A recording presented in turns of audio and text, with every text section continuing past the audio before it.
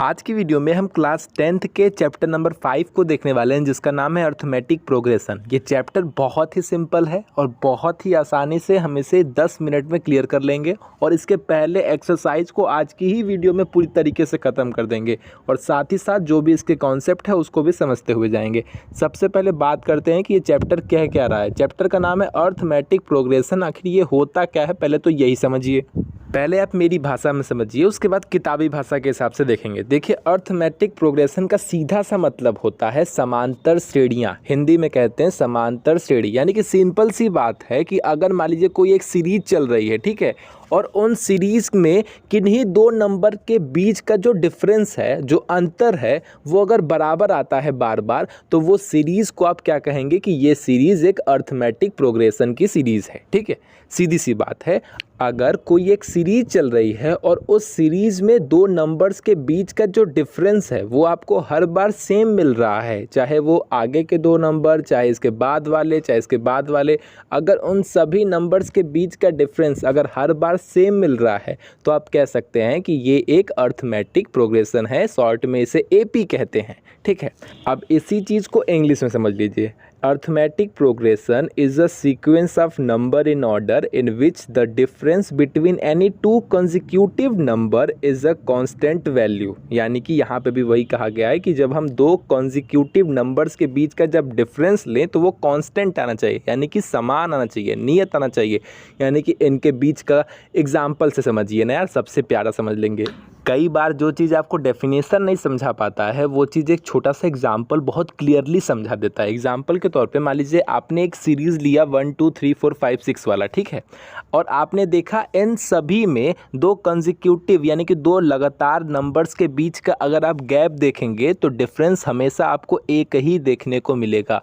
चाहे 1 2 देख लीजिए या 2 और 3 को देख लीजिए, 3 या 4 को देख लीजिए, इन सभी के बीच का जो डिफरेंस है वो आपको हमेशा बराबर देखने को यानी कि कांस्टेंट देखने को मिलेगा। यही बात कही गई है। मान लीजिए आप इवन नंबर ले रहे हैं यानी कि 2 4 6 8 10, इसमें भी आप देखेंगे दो कंसेक्यूटिव नंबर के बीच का जो डिफरेंस देखने को मिलेगा वो यहाँ पे भी आपको हमेशा बराबर देखने को मिलेगा। इनके बीच में डिफरेंस भी दो है, इनके बीच में भी दो है, इनके बीच में भी दो है। तो इस तरीके की जो सीरीज़ होती है उसे हम अर्थमेटिक प्रोग्रेशन यानी कि शॉर्ट में एपी कहते हैं। कोई डाउट नहीं होगा, बिल्कुल डाउट क्लियर होगा। इसमें आपके एक्सरसाइज के हिसाब से बात की जाए तो 5.1 में सिर्फ और सिर्फ एक फॉर्मूले का काम है और इसी एक फॉर्मूले से ही आपका पूरा काम हो जाएगा। अब वो फॉर्मूला देख लीजिए, वो फॉर्मूला क्या कहता है। फॉर्मूला है आपका an बराबर a प्लस ब्रैकेट में n+1 ब्रैकेट बंद इनटू में d, जहाँ पे d क्या है, डिफरेंस है, n क्या है, नंबर है, जो भी संख्या की बात करी जाएगी। कोई बात नहीं समझ में आएगी, कोई बात नहीं। एक आपको ये फॉर्मूला ध्यान देना है और दूसरा इसी का ही ये फॉर्म है कि आप इसे इस तरीके से भी लिख सकते हैं। ये एपी का जनरल फॉर्म है, यानी कि a + d a + 2d a + 3d, ये इसका एपी का जनरल फॉर्म है। कोई बात नहीं समझ में आ रहा है, कोई चिंता नहीं, क्वेश्चन देखेंगे सब क्लियर हो जाएगा। आपको एक्सरसाइज 5.1 में सिर्फ और सिर्फ एक फार्मूला काम में आएगा। पहले हम पूरा एक्सरसाइज ख़त्म करेंगे और अच्छे से समझेंगे। जब सेकंड एक्सरसाइज पे जाएंगे तो एक और फार्मूला आएगा, बस, और हमारा एपी ख़त्म। अब चाहूँ तो मैं इस फार्मूले के ऊपर कुछ क्वेश्चंस रख के समझा सकता हूँ, लेकिन उसमें टाइम वेस्ट करने से अच्छा है कि हम अपने एक्सरसाइज को क्वेश्चन को सॉल्व करें और वहाँ पे इस फार्मूले को पुटअप करके समझाऊंगा तो ज़्यादा अच्छे से आप समझ पाएंगे। अब चलिए चलते हैं अपने एक्सरसाइज 5.1 पर। आइए देखते हैं पहला क्वेश्चन क्या कह रहा है। पहला क्वेश्चन कह रहा है, in which of the following situation does the list of number involved make as a arithmetic progression and why. यानी यहाँ पे कहा गया है कि ये अर्थमेटिक प्रोग्रेशन क्यों है, ये आपको बताना है। तो मैंने आपको सीधी सी बात बताई है, अर्थमेटिक प्रोग्रेशन यानी कि एपी क्या बताता है कि अगर उनके बीच का डिफरेंस अगर कॉमन देखने को मिल जाए, एक समान देखने को मिल जाए, तो हम जान जाएंगे कि ये चीज़ आपकी अर्थमेटिक प्रोग्रेशन है। आइए चेक करते हैं कि ये जो फॉलोइंग क्वेश्चंस दिए हुए हैं ये अर्थमेटिक प्रोग्रेशन हैं या नहीं है। सबसे पहला क्वेश्चन क्या कह रहा है, the taxi fare after each km when the fare is ₹15 for the first km and Rs 8 for each additional km. यानी कि सीधी सी बात कह रहा है कि जो टैक्सी का भाड़ा है वो पहले स्टार्टिंग के पहले किलोमीटर के लिए तो 15 रुपये है, लेकिन उसके बाद के हर किलोमीटर पे 8 प्लस करते जाइएगा। एग्ज़ाम्पल के तौर पे जब पहला किलोमीटर चला तो उसे 15 रुपये देना है, फिर जब सेकंड किलोमीटर पे आएंगे तो उसमें 15 में 8 प्लस कर देना है, थर्ड किलोमीटर जाएंगे तो 15 में 2 बार 8 को प्लस कर देना है, फिर आपका फोर्थ किलोमीटर पे जाएंगे तो 15 में 3 बार 8 प्लस कर देना है। इस तरीके से यानी कि हर एक किलोमीटर पर उसमें से 8 प्लस करते जाना है। तो सीधी सी बात है, आइए देख लेते हैं। लेकिन हमें यहाँ से ये समझ में आ गया कि हर नंबर के बीच का जो डिफरेंस है वो हमें 8 ही प्राप्त हो रहा है। और ये क्या बता रहा है, ये आपके इस चीज़ को बता रहा है कि हाँ ये जो सीरीज़ है वो AP को फॉलो कर रही है, या ये जो सीरीज़ है वो AP है। क्यों? क्योंकि इनके बीच का जो डिफरेंस है वो समान है, एक जैसा है, ख़त्म। अब वही चीज़ मैंने यहाँ पे लिख के बताई है। टैक्सी फेयर फॉर फर्स्ट किमी, पहले किमी के लिए 15 था, सेकंड किमी से हमें 8 प्लस करते जाना है, तो 15 में 8 प्लस करेंगे तो 23, फिर 23 में जब हम थर्ड किमी पर जाएंगे फिर से 8 प्लस करेंगे 31, 31 में 8 प्लस करेंगे 39। इसी तरीके से हम चाहें तो बहुत सारे किलोमीटर का निकाल सकते हैं, लेकिन हमें काम ही नहीं है। हमने इससे यहाँ पे ये देख लिया कि पहला 15, फिर 23, फिर 31, फिर 39, और इन सब के बीच का डिफरेंस क्या है, 8 है। तो इसका मतलब कि ये आपका AP है, और इन सभी के बीच में डिफरेंस 8 आ रहा है। बस, तो हमारा काम हो गया। तो ये पहला क्वेश्चन सॉल्व। दूसरा क्वेश्चन क्या कह रहा है, अब तेजी से समझेंगे।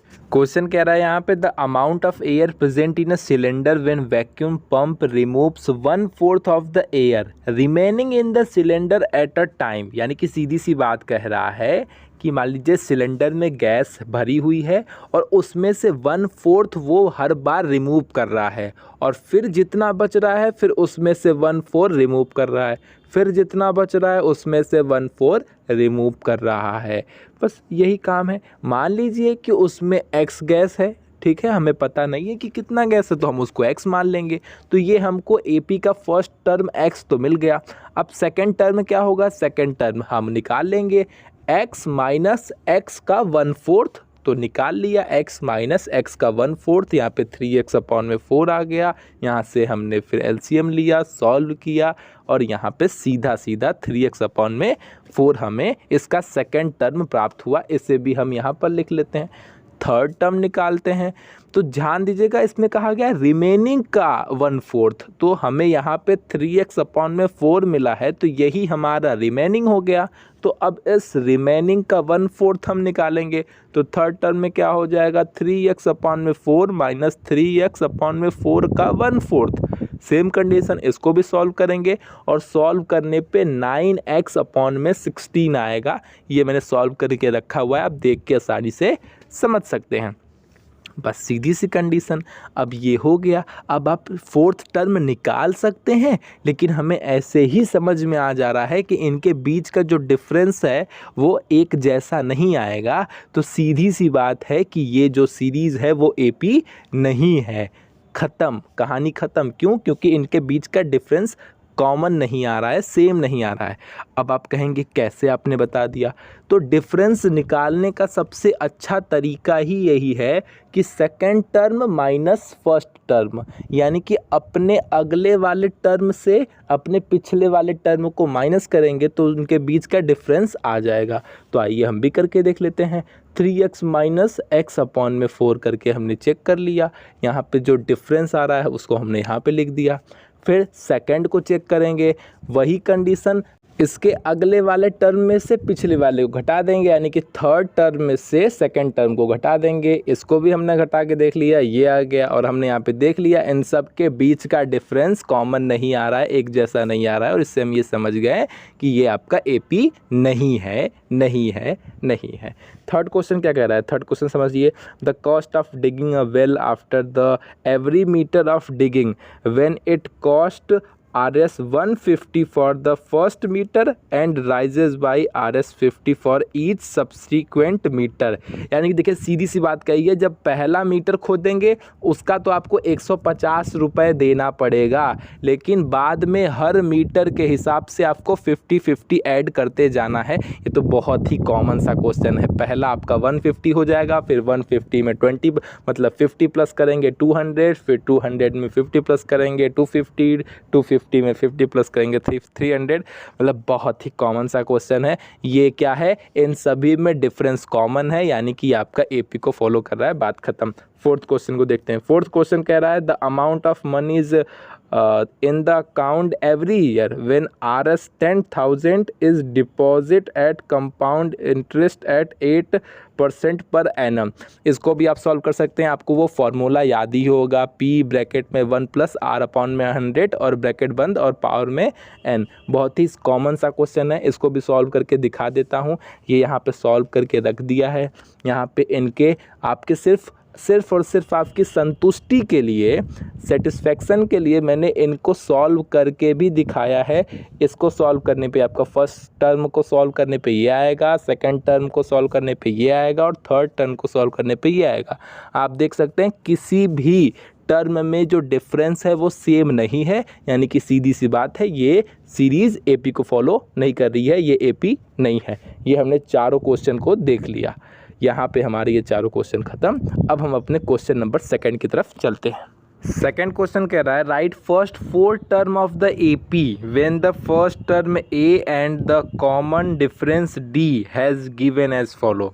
यानी कि आपको एपी के 4 टर्म को 4 टर्म को लिखना है और यहाँ पे क्वेश्चन में आपको ए और डी ने दे दिया है, यानी कि ए और डी क्वेश्चन ने खुद दे दिया है और आपको एपी के 4 टर्म बताने हैं।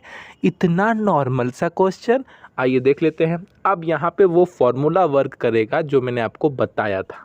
एपी का एक जर्नल फार्मूला ये भी है जो सीरीज़ को फॉलो करता है। जैसे एक क्या है, ए कॉमा ए प्लस डी कॉमा ए प्लस 2d कॉमा ए प्लस 3d कॉमा ए प्लस 4d। ये एपी का बहुत जर्नल फार्मूला है और इसी का यूज करके हम यहाँ पे इसकी सीरीज़ को निकालने वाले हैं। देखिए कैसे, वो समझिए। ए खुद आपका 10 है। अब सेकेंड टर्म क्या है, a प्लस डी यानी कि 10 और d कितना है वो भी 10, तो हमने 10 लिख लिया। थर्ड टर्म क्या है, a प्लस 2d यानी कि a और प्लस में 2d यानी कि 2 इंटू 10 यानी कि 20, यानी कि यहाँ पे क्या हो गया 30। इसी तरीके से जब आपका 3d आएगा तो 40, 5d आएगा तो 50। बन गया ना। तो बस हमें 4 टर्म ही चाहिए थे, तो हमने वो 4 टर्म को लिया और बता दिया कि 10, 20, 30, 40 ये रहे आपके एपी के 4 टर्म। ठीक है। अब चाहे तो आप इस क्वेश्चन को आप इस तरीके से कर लीजिए और या तो फिर इस तरीके से, दोनों चीज़ें आपके सामने लिखी हुई है, चाहे आप वैसे करिए और चाहे ऐसे, बात वही है, आंसर वही आना है। अब सेकंड क्वेश्चन क्या कर रहा है, सेकंड क्वेश्चन में ए दिया है -2 और डी दिया है 0। यहाँ पे भी सेम कंडीशन, वही काम वही तरीका। हमारा वही जनरल फार्मूला क्या है, a comma A plus D comma A plus 2d comma A plus 3d। बस इसी पे हम रख के फॉलो करते जाएंगे। a हमारा -2 है तो वहाँ पे सोचना ही नहीं।